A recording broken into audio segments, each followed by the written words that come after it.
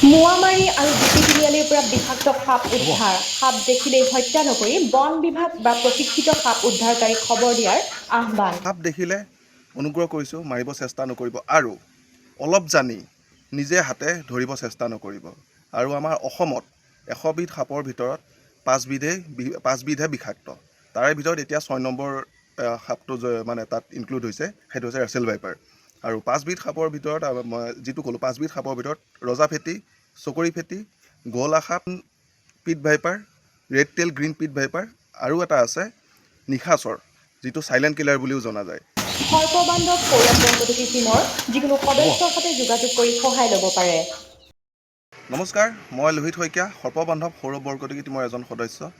আৰু যিহেতু এতিয়া গৰমৰ দিন, এতিয়া ঘৰৰ আশে পাশে আৰু ঘৰৰ ভিতৰত সাপ দেখা পোৱাটো তেনেই স্বাভাৱিক। সাপ দেখিলে নামাৰিব। আৰু আমাৰ সৰ্পবান্ধৱ সৌৰভ বৰকটকী টীমৰ সদস্য অসমৰ চুকে কোণে এতিয়া বিয়পি আছে। তো আমাক ফোন কৰিব। আমাৰ যোগাযোগ নম্বৰ হৈছে 8876290469।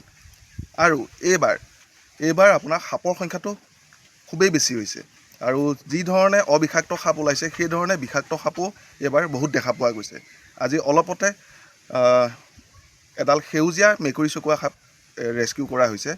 সেইডাল সামান্য বিষাক্ত হ'লেও সেউজীয়া মেকুৰী চকুৱা সাপডালৰ নিচিনাই দেখাত একেই, তাৰ নেগুৰটো অলপ ৰঙা হ'ব। সেইডাল হৈছে red tail green pit viper. সেইডাল চিনাক্তকৰণ কৰাটো খুবেই কঠিন, যিসকলে নাজানে। তো অলপ জানি কেতিয়াও সাপ ধৰিব চেষ্টা নকৰিব। আৰু এটা কথা, এতিয়া বিহগুৰি অঞ্চলবাসীৰ বাবে বহুত সাৱধান হোৱাটো দৰকাৰ, যিহেতু ৰাছেল ভাইপাৰৰ সংখ্যা বাঢ়ি গৈ আছে। আজি কিছুদিন আগতে আমাৰ সৌৰভ বৰকটকী ডাঙৰীয়া দেৱে 9ডাললৈকে ৰাছেল ভাইপাৰ ৰেস্কিউ কৰা দেখা পোৱা গৈছে। তো তেখেতলোকো বহুত ধন্যবাদ। আৰু সেয়া আপোনাৰ ৰাছেল ভাইপাৰ সাপ তেওঁ ৰেস্কিউ কৰি বন বিভাগৰ হাতত জমা দিয়ে। কিন্তু তথাপিও সেই সাপটোৰ পৰা সাৱধান।